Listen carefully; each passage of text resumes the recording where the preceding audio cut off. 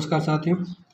जैसा कि हम लोग आरपीसी फर्स्ट ग्रेड हिंदी के पेपर सोल्व कर रहे थे और हमने 2022 में 2 पेपर हुए थे वो सोल्व कर लिए, संस्कृत विभाग का और सेकेंडरी एजुकेशन का।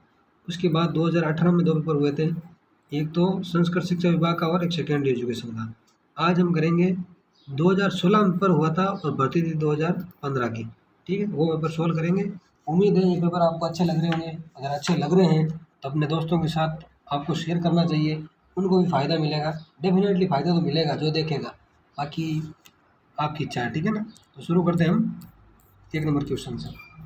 पहला क्वेश्चन है, आचार्य रामचंद्र शुक्ल ने बिंबवाद का प्रवर्तक किसे माना। वैसे अब ये सिलेबस में नहीं है, फिर भी आप ध्यान रखना किसे माना, फ्लिंट को। ठीक है। अगला क्वेश्चन, हिंदी कविता में फैंटेसी का मुख्य प्रवक्ता कौन है फैंटेसी का मुख्य प्रवक्ता, मुक्तिबोध। ठीक है। शमशेर बहादुर एकमात्र ऐसे कवि थे जो चित्रकार थे। ठीक है ना।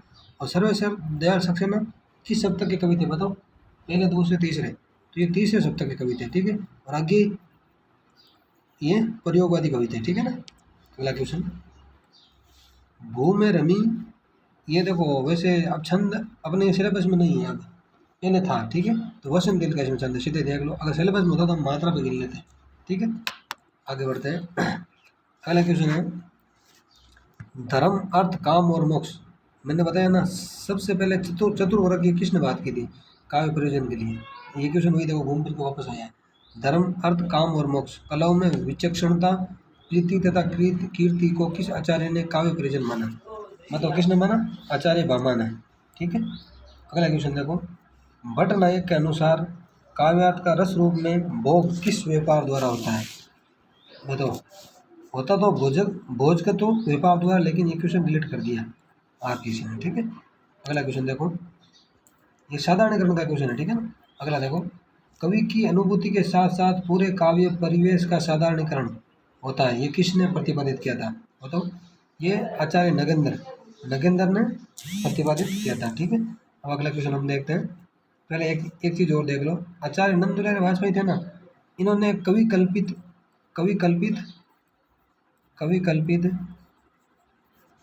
समस्त व्यापार का साधारणीकरण होता है। किसने कहा था, आचार्य नंदलाल वाजपेयी ने कहा था, कवि कल्पित समस्त व्यापार का साधारणीकरण होता है, ये मानना था आचार्य नंदलाल वाजपेयी का। इंपॉर्टेंट, ध्यान रखना, वापस आ सकता है। जैसे ये पूछा ना कि कवि की अनुभूति के साथ साथ पूरे काव्य परिवेश का साधारणीकरण होता है, तो ये नगेंद्र ने कहा। नंदलाल वाजपेयी का क्या मानना है कि कवि कल्पित समस्त व्यापार का साधारणीकरण होता है। ठीक है। अगला देखो, श्याम सुंदर दास ने क्या कहा था कि सहृदय के चित्त का साधारणीकरण होता है। किसका, सहृदय के चित्त का साधारणीकरण होता है। सहृदय कौन होता है, जिसको रस की प्राप्ति होती है, कि उसके चित्त का साधारणीकरण होता है, ये मानना था श्याम सुंदर दास का। ठीक है। तो गुलाब राय ने भी कुछ माना होगा, इनका भी देख लो। इन्होंने क्या कहा था कि व्यक्ति का नहीं बल्कि व्यक्ति के संबंधों का साधारणीकरण होता है। किसका, व्यक्ति का नहीं बल्कि संबंधों का। किसके संबंधों का, व्यक्ति के संबंधों का साधारणीकरण होता है, ये माना था आचार्य बाबू गुलाब राय का। ठीक है। अब आपके दिमाग में आ रहा होगा कि साधारणीकरण होता क्या है, तो आपको मोटी मोटी बात ये ध्यान रखनी है कि अपने पर्याय का भेद मिट जाना ही साधारणीकरण है। अपने पर्याय का भेद मिट जाना ही क्या है, साधारणीकरण है। ठीक है। जैसे देखो एग्जाम्पल इसका क्या है, आप कोई मूवी देख रहे हो, उसमें कोई इमोशनल सीन आता है तो आप भी इमोशनल हो जाते हो। फिर उसमें कोई रोने का सीन आता है, किसी की डेथ होती है तो आप भी रोने लग जाते हो, इसे साधारणीकरण बोलते हैं। मतलब अपने पर्याय का भेद मिट जाना ही साधारणीकरण है। ये मान लो क्या है, पूरी इसकी स्टोरी वो हम बाद में देखेंगे। ठीक है। अभी केवल क्वेश्चन के हिसाब से देख रहे हैं। एक आप और साथ में ध्यान रख लेना, शुक्ल का भी बार बार पूछा जाता है। शुक्ल ने कहा था कि आलम्बन धर्म का साधारणीकरण होता है। किसका, आलम्बन धर्म का साधारणीकरण होता है। किसका, आलम्बन धर्म का साधारणीकरण होता है, ये मानना है आचार्य रामचंद्र शुक्ल का। ठीक है।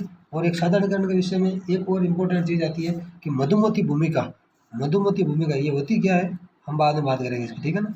मधुमती भूमिका की बात किसने की थी साधारणीकरण के विषय में, सर्वप्रथम की थी केशव प्रसाद मिश्र ने। किसने की थी, केशव प्रसाद मिश्र। और दूसरे कौन थे, मधुमती भूमिका की बात करने वाले, श्याम सुंदर दास। कौन थे, श्याम सुंदर दास। ठीक है। जो चीज़ें इंपॉर्टेंट है उसकी हमने बात कर ली है, बाकी साधारणीकरण को समझेंगे जब हम विस्तृत स्टडी करेंगे तब। ठीक है। अगला क्वेश्चन, ये देखो हर बार क्वेश्चन आता है। और आगे देखो, इस पत्र में पाने वाले अधिकारी को नाम या उपनाम से संबोधित किया जाता है। तो हिंट दे दूं, व्यक्तिगत पहचान से जो पत्र लिखा जाता है उसे क्या कहा जाता है बताओ। तो अर्ध सरकारी पत्र। देखो कितनी बार क्वेश्चन आया है, हर पेपर में अर्ध सरकारी पत्र, परिपत्र, निविदा का क्वेश्चन आ रहा है, ठीक है ना। अगला क्वेश्चन, एक परिपत्र तो पता है, ये अधीनस्थ कार्यालय को लिखा जाता है, ठीक है ना। शब्दकोश एक सिलेबस से हट गया तो इसका आंसर ये ध्यान रख लेना। जो सिलेबस में नहीं उसकी बात नहीं करेंगे। और इसमें भी देख लो ये आंसर है, ठीक है। दो आंसर क्वेश्चन आते थे पहले शब्दकोश से, लेकिन अब सिलेबस में नहीं है तो हमें नहीं देखना है, ठीक है। अगला क्वेश्चन, इनमें से कौन सा संधि विच्छेद सही नहीं है। सूरधन ईश सुरेश सही है, गुण संधि। रामधन ईश रमेश, नहीं नहीं गलत है, ये तो गुण संधि, लेकिन इसमें होता है रमाधन ईश। क्या होता है, रमाधन ईश, फिर होती है गुण संधि। रामधन ईश है तो गलत है, ठीक है। अगला देखो, महाधन ईश में सही है, नागधन ईश नागे सही है। सब में गुण संधि है लेकिन इसका संधि विच्छेद गलत है, ठीक है ना। इसका आंसर ये हो गया। अगला क्वेश्चन, इनमें से कौन सा संधि शब्द गलत है, ठीक है ना। सतधन शिव, सतधन शिव सचिव सही है। पितृधन उपदेश पितृपदेश ये भी सही है। सतधन धर्म सद्धर्म ये भी सही है। सतधन मारक सदमारक ये भी सही है। तब तो डिलीट होना चाहिए था क्वेश्चन को, ना ना ना ये गलत है। सतधन मारक होता है ना तो उसका होता है सन मारक। क्या होता है, सन मारक, सन मारक, ये इसका आंसर है, ठीक है ना। अगला क्वेश्चन, किस शब्द में द्वंद्व समास नहीं है बताओ। सीताराम है द्वंद्व समास, परशुराम इसमें नहीं है, इसमें तो तत्पुरुष है। कौन सा है, तत्पुरुष। और हानि लाभ इसमें भी है, भाई बहन, सब में द्वंद्व समास है। एक चीज़ ध्यान रखना, जहाँ अधिकतर है ना, 100% नहीं बोल रहा हूँ, अधिकतर जहाँ योजक चिन्ह का प्रयोग है ना वहाँ द्वंद्व समास होता है, ठीक है ना। आप ध्यान रख लेना, अधिकतर 100% नहीं, ठीक है ना। अगला क्वेश्चन देखते हैं। हाँ, किस शब्द में द्विगु समास नहीं है बताओ। चौराहा इसमें, त्रिभुज इसमें भी है, सप्ताह इसमें भी है, चतुरानन इसमें नहीं है। तो फिर इसमें क्या है, इसमें बहुवीर्य है। कौन सा है, बहुवीर्य समास है, ठीक है। अगला क्वेश्चन, किस शब्द में वी उपसर्ग नहीं है बताओ। विद्या इसमें ही नहीं है वी। विकट में वी है, विश्व में वी है, विदग्ध में वी है, लेकिन विद्या में वी उपसर्ग नहीं है, ठीक है। अगला क्वेश्चन, वर्तनी की दृष्टि से कौन सा शब्द शुद्ध है। वर्तनी की दृष्टि से कौन सा शब्द शुद्ध है बताओ। एक मिनट पहले इसे हटा देता हूँ। अब देखो कौन सा शुद्ध है, त्योहार ये तो गलत है, क्योंकि त्योहार कैसे लिखा जाता है, एक मात्रा होती है।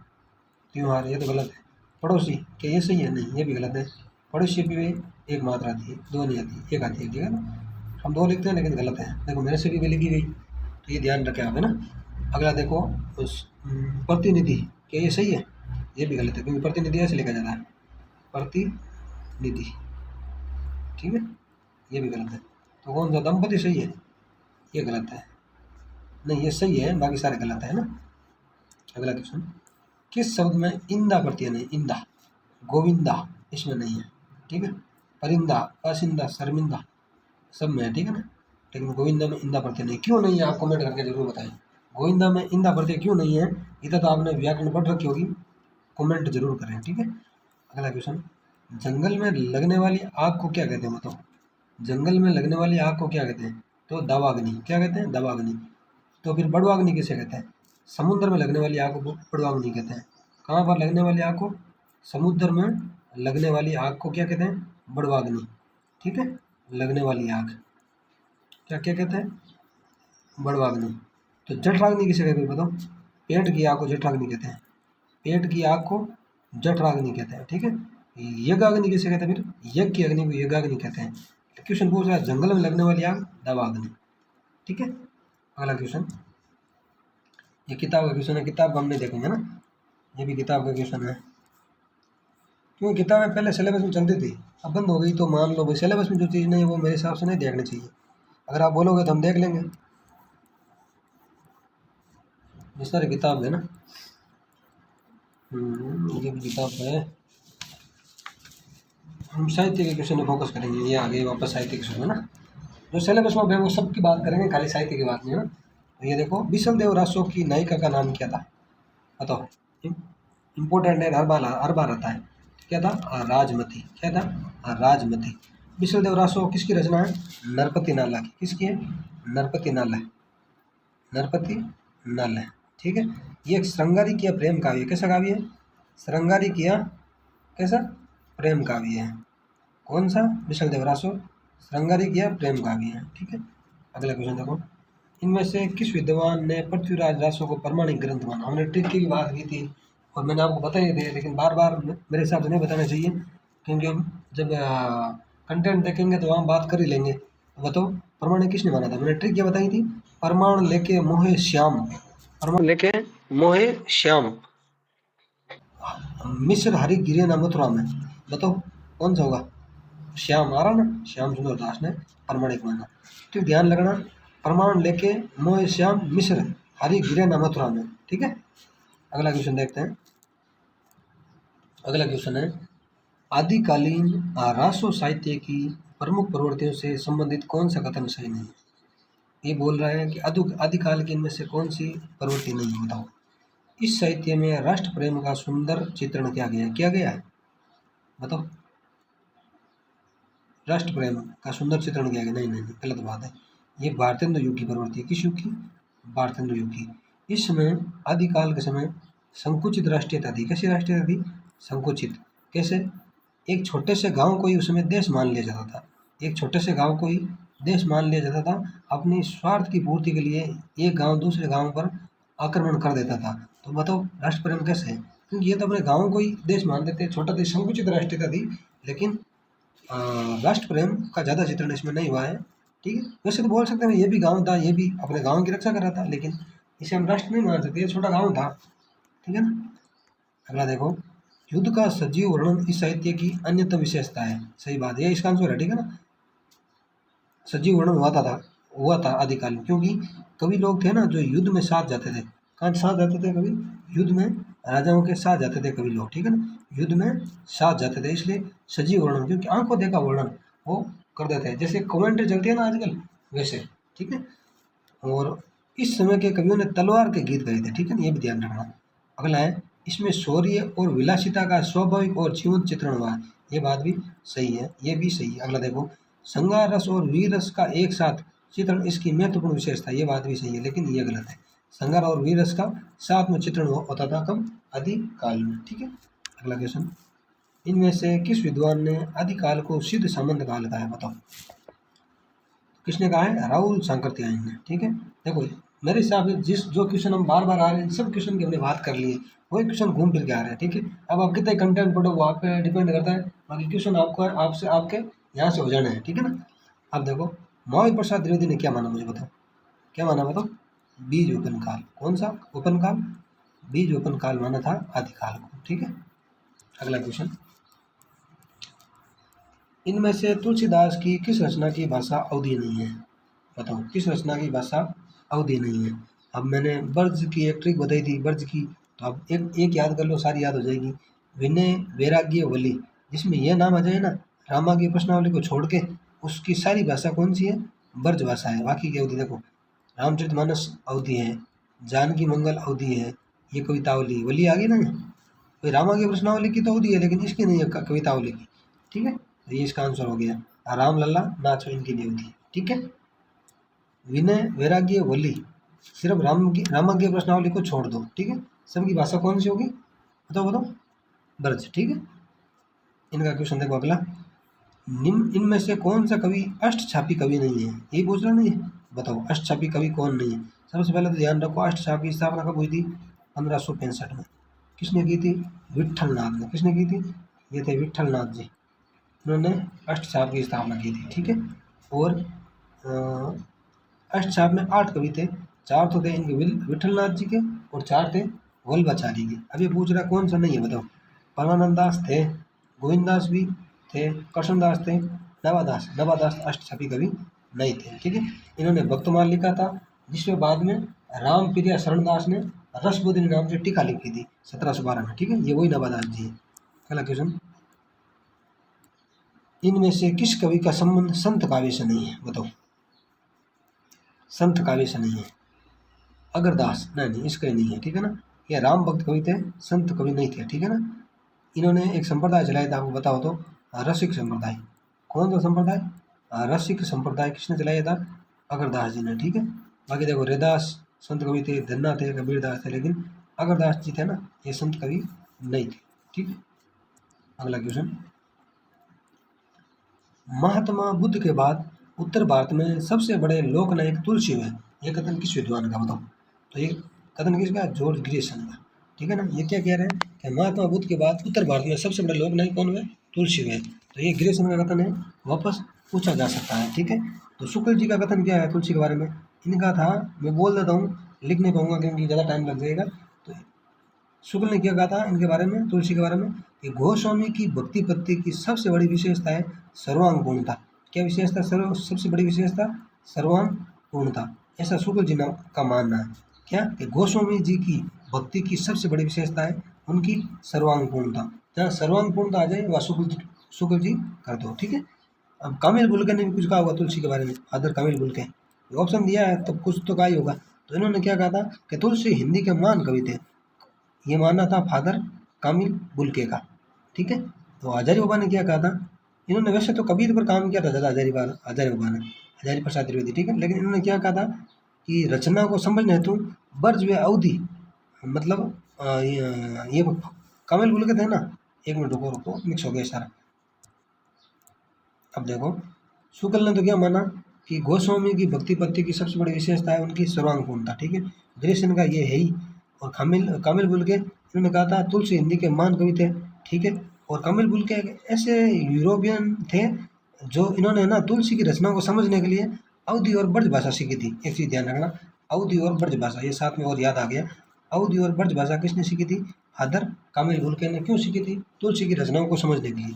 ठीक है। और हजारी प्रसाद द्विवेदी ने वैसे तो कबीर पर काम किया था, किस पर, कबीर पर काम किया था। ठीक है। लेकिन फिर भी इन्होंने तुलसी के बारे में क्या कहा था कि भारतवर्ष का लोक नायक वही हो सकता है जो समन्वय करने का अपार धैर्य लेकर आया हो। भारतवर्ष का लोक नायक कौन हो सकता है, जो समन्वय करने का अपार धैर्य लाया हो। ये मानना है हजारी प्रसाद द्विवेदी का। समन्वय की बात कौन करते हैं, हजारी प्रसाद द्विवेदी। सर्वांग पूर्णता की बात कौन करते हैं, आचार्य रामचंद्र शुक्ल। ठीक है। अगला क्वेश्चन, निम्नलिखित रचनाकारों में से ललित ललाम के रचनाकार कौन है, बताओ। कितनी बार आ गया, मतीराम। कौन है, मतीराम। ठीक है। अब केशव दास की कुछ रचना देख लें साथ में।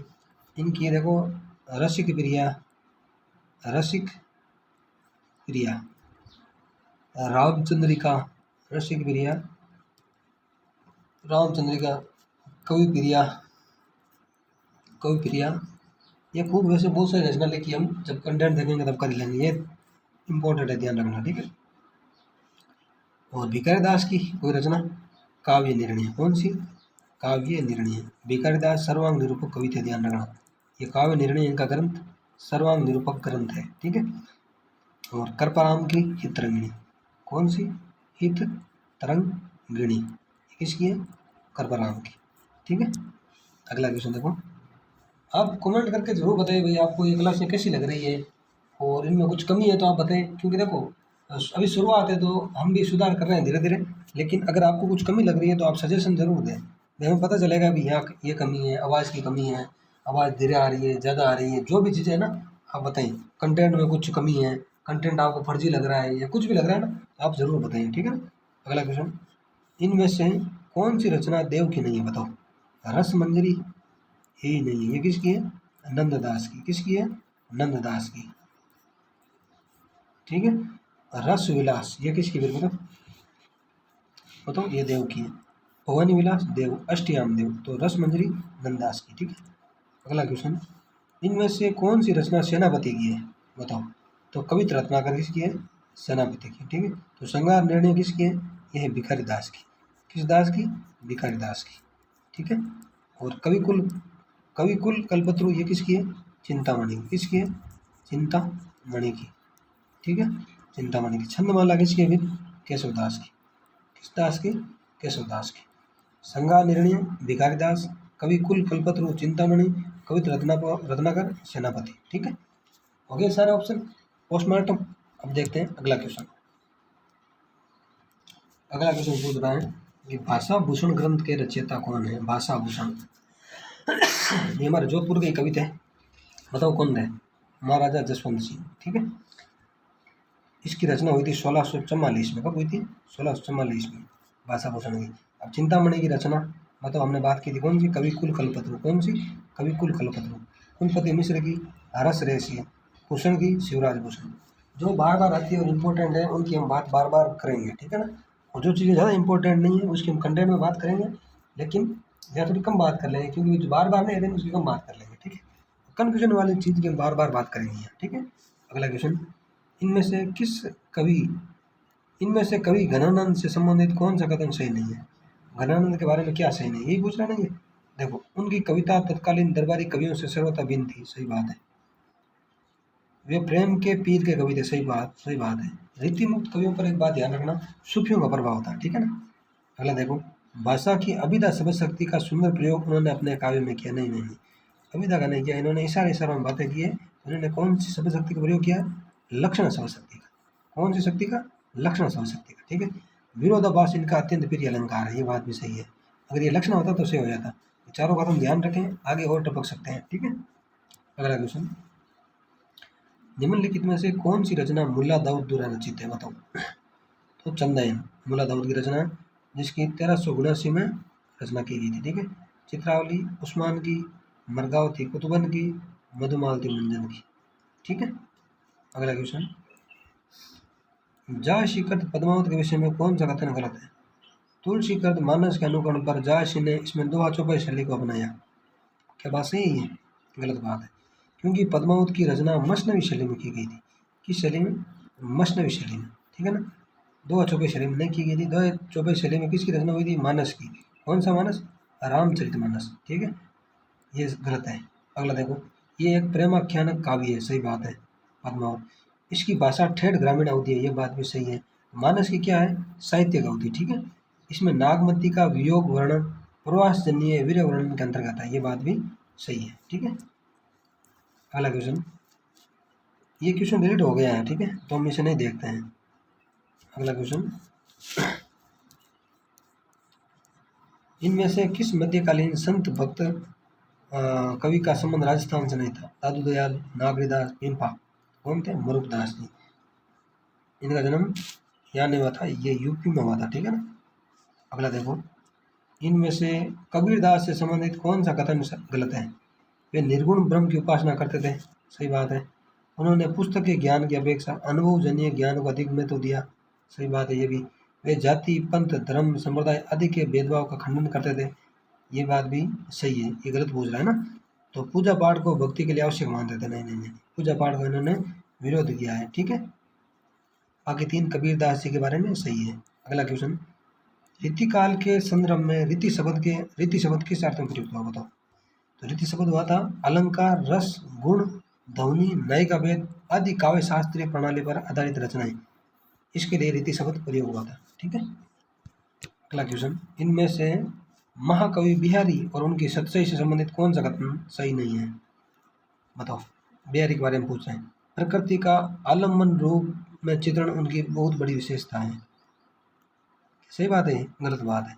प्रकृति का आलम्बन रूप में चित्रण रीतिकालीन कवि सेनापति ने किया था, बाकी किसी ने नहीं किया था, ठीक है ना। तो बिहारी ने उद्दीपन रूप में प्रकृति का चित्रण किया था, ध्यान रखना। और आगे जाकर यही आलम्बन रूप में चित्रण छायावाद में किया था सुमित्रा नंदन पंत ने, ठीक है ना, ध्यान रखना, पंत और सेनापति, ठीक है। अगला क्वेश्चन ऑप्शन देख लो आप, ये काम के सारे सत्सय के बारे में ना। लोक ज्ञान, काव्य ज्ञान और शास्त्र ज्ञान तीनों का सुंदर समन्वय सत्सय में देखने को मिलता है, ये बात भी सही है। अगला देखो, अनुभवों के चित्र में बिहारी सिद्धहस्त कवि थे, सही बात है ये भी। सत्सय में साहित्यिक बद्ध भाषा का प्रयोग किया गया है, ये बात भी सही है, ठीक है। एक बात ध्यान रखना, रीतिकाल को अनुभवों की पंक्तियों का काल भी कहा जाता है। किस पंक्तियों का काल, अनुभवों की पंक्तियों का काल, ठीक है। अगला क्वेश्चन देखते हैं। ये क्वेश्चन क्या कह रहा है कि इनमें से किस लेखक का संबंध भारतेंदु मंडल से नहीं था। एक बात ध्यान रखना, भारतेंदु मंडल और भारतेंदु युग में फर्क है, ठीक है ना। युग में बहुत कवि थे, भारतेंदु मंडल में कम कवि थे, ठीक है। ये पूछ रहा है भारतेंदु मंडल का कवि कौन सा नहीं है, ठीक है। तो प्रताप नारायण मिश्र जी तो थे, बालकृष्ण शर्मा, नवीन, ये नहीं थे, ये समकालीन कवि है, ठीक है ना। वो थी ना इनकी एक पंक्ति, कुछ कभी कुछ ऐसी तान सुनाओ जिससे उथल पुथल मचे, बीस सेट में आया था ना ये क्वेश्चन, ये इनकी है, बालकृष्ण शर्मा नवीन की, ठीक है। तो ये समकालीन कवि है, बाकी सारे भारतेंदु मंडल के कवि है। प्रेमगन भी है, ठाकुर जगमोहन सिंह की भी है, ठीक है। तो भारतेंदु मंडल के कवि कौन कौन से हैं वो भी याद देख लो, क्रम भी इनका याद रखना। एक तो है बालकृष्ण भट्ट, कौन है, बालकृष्ण भट्ट ये सबसे वरिष्ठ है, ठीक है, बालकृष्ण भट्ट। इनका जन्म हुआ था 1844 में, ध्यान रखना। और उसके बाद आगे स्वयं भारतेंदु, उनका जन्म हुआ था 1850 में, ठीक है। भारतेंदु उनका हुआ था 1850 में, इनका क्रम पूछा जाता है, ठीक है। और उनके बाद 50 के बाद देखो प्रेमगन, प्रेमगन का हुआ था 55 में, यही प्रेमगन है ना, इनका 55 में। ये क्रम कई बार पूछा हुआ नेट में, तो फर्स्ट ग्रेड में आपकी बार आ जाएगा, चिंता क्यों कर रहे हो। प्रेमगन 55 में। और प्रताप नारायण मिश्र, इनका 56 में हुआ था, 1856 में, ठीक है। ठाकुर जगमोहन सिंह, इनका हुआ था शायद 1857 में, 1857 में, ठीक है। और इनके बाद अंबिका दत्त व्यास, कौन से व्यास, अंबिका दत्त व्यास, अंबिका दत्त व्यास, ये भी भारतेंदु मंडल के थे। इनका जन्म हुआ था 1858 में, ठीक है। और एक और बच गए थे राधा चरण गोस्वामी, राधा चरण गोस्वामी, राधा चरण गोस्वामी, इनका हुआ था 1859 में, ठीक है, 1859 में। ये भी भारतेंदु मंडल के कवि थे। ये सारे कवि आप ध्यान रखें और आने वाले एग्जाम के लिए भी इम्पोर्टेंट है, ठीक है। इससे मैं खाली पेपर नहीं बता रहा हूँ आपको, मैं बोल रहा हूँ आने वाले 10 साल के जो पेपर होंगे ना, उसका कंटेंट बता रहा हूँ। आपको अभी कम लग रहा होगा, लेकिन ये बहुत काफ़ी है। मैं बोल रहा हूँ 80% पेपर इनमें से बन जाएगा वापस, जो मैं बता रहा हूँ। बाकी 20% हमें कंटेंट देखना हो, देखना ही क्या है, वो हम आराम से देख लेंगे बाद में, ठीक है ना। अगला क्वेश्चन, इनमें से कौन सी रचना भारतेंदु हरिश्चंद्र की रचना नहीं है ना, यही पूछ रहा है ये। देखो लैंग्वेज कुछ भी है, लेकिन हमें क्वेश्चन समझना है, ठीक है। देखो भारत दुर्दशा, क्या भारतेंदु हरिश्चंद्र की है। नील देवी, अंधेर नगरी, ये भी है प्रेम मोहिनी, ये भारतेंदु हरिश्चंद्र की नहीं है। तो फिर ये किसकी है, मतलब लाला श्रीनिवास दास, कौन से दास, लाला श्रीनिवास दास की है प्रेम मोहिनी, ठीक है। लाला श्री निवास है ना, ये ने है वास दास, लाला श्रीनिवास दास, निवास दास, ठीक है। अगला क्वेश्चन देखो, खड़ी बोली हिंदी का प्रथम महाकाव्य कौन सा है, बताओ कौन सा है। तो प्रिय प्रवास, ये किसका है, हरिओं जी का है, जो खड़ी बोली हिंदी का प्रथम महाकाव्य माना जाता है। इसकी रचना 1914 में हुई थी, ठीक है। साकेत भी खड़ी बोली का था, इसकी रचना 1931 में हुई थी। ये मैथिली शरण गुप्त का काव्य, किसका, मैथिली शरण गुप्त का काव्य है। कामायनी, ये प्रसाद का, किसका है, प्रसाद का है, इसकी रचना 1936 में हुई थी, ठीक है। और वैदेही वनवास, ये भी हरिओं का है, ठीक है, इसकी रचना 1940 में हुई थी, ठीक है। अगला क्वेश्चन है कि ज्ञान राशि के संचित कोश का नाम साहित्य है, क्या, ज्ञान राशि के संचित कोश का नाम साहित्य है, ये कथन किस विद्वान का, बताओ। ये कथन है आचार्य महावीर प्रसाद द्विवेदी का, किसका है, महावीर प्रसाद द्विवेदी का, ठीक है। अगला क्वेश्चन, भाषा योग वशिष्ठ के रचनाकार कौन है, भाषा योग वशिष्ठ के, बताओ। राम प्रसाद निरंजनी, कौन है, राम प्रसाद निरंजनी, ठीक है। अब एक गद्य चतुष्टय का नाम आता है, सदा सुखलाल, इंशाल्लाह खां, लल्लू लाल और सदल मिश्र, ठीक है। उनमें से 3 का नाम यहाँ आ रहा है। सदा सुखलाल, इनकी यह करती है सुख सागर, क्या है, सुख सागर, एक है। इंशाल्लाह खां, उनकी है रानी केतकी की कहानी, क्या है, रानी केतकी की कहानी, कौन सी कहानी, रानी केतकी की कहानी, ठीक है। और सदल मिश्र का है नासिकेतोपाख्यान, क्या है, नासिकेतोपाख्यान, ठीक है। और इन चारों को गद्य चतुष्टय भी कहा जाता था, ठीक है। अगला क्वेश्चन, अगला क्वेश्चन है, इनमें से कौन सी रचना मैथिली शरण गुप्त की नहीं है, तो बताओ। रंग में भंग मैथिली शरण गुप्त की है, भारत भारती, ये भी मैथिली शरण गुप्त की है, द्वापर, ये भी मैथिली शरण गुप्त की है, विष्णु प्रिया और है, वो भी मैथिली शरण गुप्त की है। वैसे काफ़ी रचनाएं हैं, हम जब कंटेंट में इनकी बात कर लेंगे, ठीक है। तो वैदेही वनवास, ये मैथिली शरण गुप्त की नहीं है, तो ये किन की है, हरिओं की है, किन की है, हरिओं की, ठीक है, अयोध्या सिंह हरिओं, ठीक है। अगला क्वेश्चन, इनमें छायावाद की विशेषताओं से संबंधित कौन सा विकल्प सही नहीं है, आत्मा अनुभूति की अभिव्यक्ति, सही बात है, छायावाद की विशेषता ये है। कल्पना की अतिशयता, ये बात भी है। सूक्ष्म के प्रति स्थूल का विद्रोह, नहीं ये गलत है, स्थूल के प्रति सूक्ष्म का विद्रोह, ठीक है।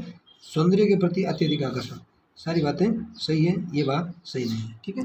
अगला क्वेश्चन देखो, प्रकाशन वर्ष की दृष्टि से तंत्र की रचनाओं का सही कालक्रम किस विकल्प में है। मैंने पहले भी बताया है कि आपको छायावाद के चारों कवियों को कालक्रम से याद कर लेना है, उनकी रचनाओं को। अज्ञेय को आराम से आपको पूरा याद कर लेना है। 4 सप्तक के कवि उनको अच्छे से देख लेना है। दिनकर की रचनाएं आपको याद कर लेनी है। अमृतलाल नागर के उपन्यास आपको क्रम वाइज याद कर लेना है, और प्रेमचंद के उपन्यास आपको क्रम वाइज याद कर लेना है, और हजारी प्रसाद द्विवेदी जी के उपन्यास आपको क्रम वाइज याद कर लेना है। ठीक है, इनकी बार बार नहीं बोलूँगा, वैसे कंटेंट में हम इनकी बात करेंगे, लेकिन अगर आप पहले इनको रेडी करना चाहते हो तो ये चीज़ें आप एक बार कर लें। ठीक है, जो मैंने नाम बताए। अब देखो ये आया पंत।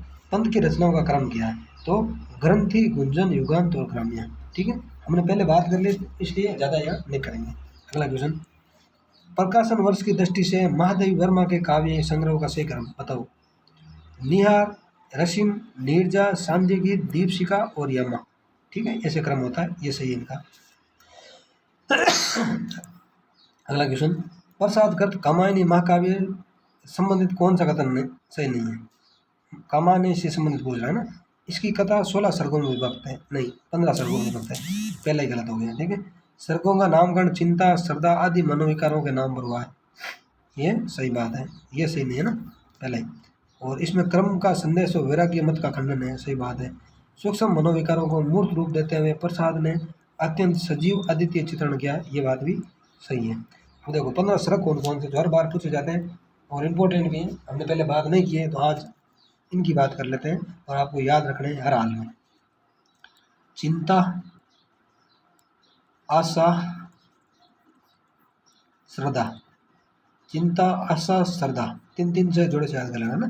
चिंता, आशा, श्रद्धा, काम, वासना, लज्जा। काम, वासना, लज्जा।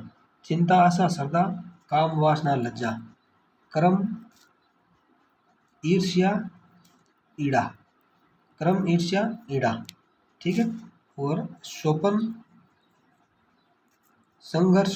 जैसे लिख रहा हूँ वैसे आप ध्यान दें, बस ऐसे नहीं देखना पहले ये है, वैसे है तो जो मैंने लिखा बोला है वही है। ठीक है, शोपन, संघर्ष, निर्वेद। ठीक है, और इसके अलावा दर्शन, रहस्य, आनंद। दर्शन, रहस्य और आनंद, ये इनका क्रम है। ठीक है, ये आप याद कर लेना, बार बार पूछे जाते हैं और आगे भी पूछे जाएंगे। ठीक है, चिंता, आशा, श्रद्धा, काम, वासना, लज्जा, कर्म, ईर्ष्या, ईड़ा, शोभन, संघर्ष, निर्वेद, दर्शन, रहस्य, आनंद। ठीक है, अगला क्वेश्चन, प्रकाशन वर्ष की दृष्टि से दिनकर, देखो दिनकर भी आ गया, क्रम पूछ रहे हैं। इनका रसवंती, कुरुक्षेत्र, रश्मिरथी और उर्वशी। इनका देख लेना आप आराम से, जैसे हम कंटेंट हम बात कर ही लेंगे, अगर आप पहले देखना चाहते हो तो देख लेना। ठीक है, इनमें से कुरुक्षेत्र से संबंधित कौन सा कथन सही नहीं, इसका कथानक महाभारत से लिया गया, सही बात है। ये गांधीवादी विचारधारा से प्रभावित है। कुरुक्षेत्र किसकी है, दिनकर की। मैंने पहले बताया है कि दिनकर गांधीवाद से प्रभावित नहीं है, दिनकर गांधीवाद से प्रभावित नहीं है। ठीक है, मैथिलीशरण गुप्त गांधीवाद से प्रभावित है। ठीक है, दिनकर की कहीं भी कोई कृति के बारे में या उनके बारे में आ जाए ना तो ये गांधीवाद से प्रभावित नहीं है, तो ये कथन गलत हो गया। ठीक है, इसमें कुल 7 सर्ग है, सही बात है।